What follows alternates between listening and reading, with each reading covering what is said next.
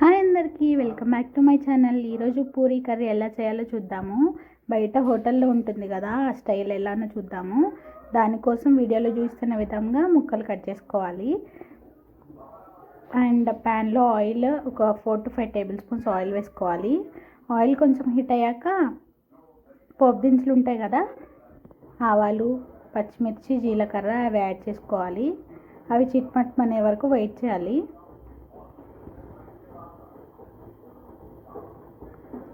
And మెంతులు కొంచెం వేసుకోండి.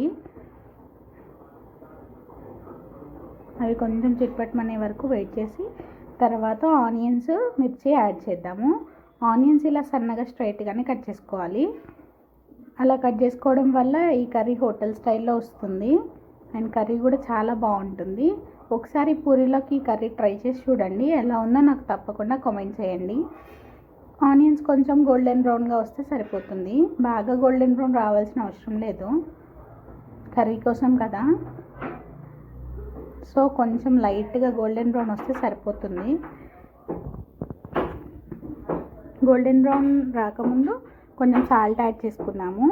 సాల్ట్ వచ్చేసి ఒక 2 టేబుల్ స్పూన్స్ సాల్ట్ యాడ్ చేస్తున్నాను. ఇందులో మెయిన్ ఇంగ్రీడియంట్ వచ్చేసి పసుపు అండ్ చిన్న చిన్న అల్లం ముక్కలు వేయాలన్నమాట.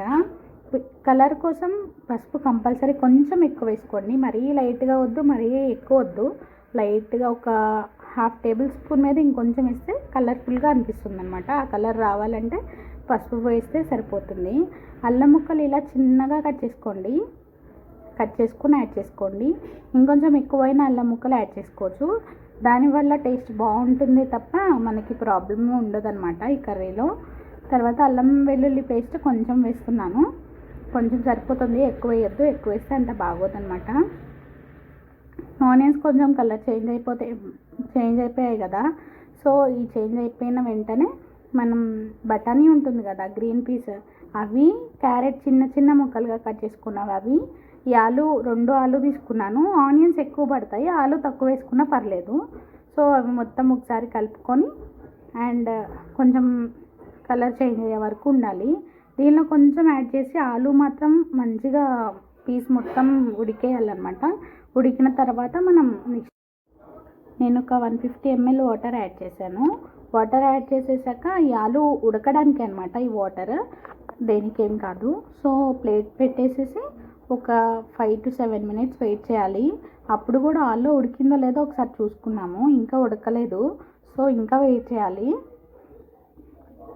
నేను కొంచెంసేపు వెయిట్ చేసి చూసాను అనమాట. ఇంకా వాటర్ ఉన్నాయి కదా, వాటర్ ఉన్నా పర్లేదన్నమాట. మనం కొంచెం ఒక 150 ml వాటర్లో ఒక 1.5 టేబుల్ స్పూన్ శనగపిండి ఉంటుంది కదా, అది వేసుకోవాలన్నమాట. అది బాగా వాటర్ ఎక్కువ తీసుకోవాలి, శనగపిండి కొంచెం తక్కువగా ఉండాలన్నమాట. జస్ట్ వాటర్ కన్సిస్టెన్సీలోనే ఉండాలి. థిక్ కన్సిస్టెన్సీలో ఉంటే కనుక వెంటనే కర్రీ ఏమవుతుందంటే గట్టిగా అయిపోతుంది. సో టేస్ట్ బాగుండదు, ప్లస్ తినడానికి కూడా కర్రీలాగా అనిపించదు అన్నమాట. పూరీలోకి అట్లా ఉండాలి కదా. తర్వాత లాస్ట్లో కొంచెంసేపు ఒక 2 minutes అట్లా అట్టు పెట్టేసేసి లాస్ట్లో కొత్తిమీరతో గార్నిష్ చేసేసుకుంటే అయిపోతుంది. కర్రీ చూసారు కదా హోటల్ స్టైల్లో ఎంత బాగుందో. మనం బయట టిఫిన్ సెంటర్లో ఎట్లా ఉంటుంది అట్లా ఉంది కర్రీ. మీరు కూడా ఒకసారి ట్రై చేసి చూడండి, కంపల్సరీ ఈ కర్రీ అయితే నచ్చుతుంది, కుర్మా లాగా. Okay guys, thank you, bye. And మన ఛానల్ని సబ్స్క్రైబ్ చేసుకోవడం మర్చిపోకండి.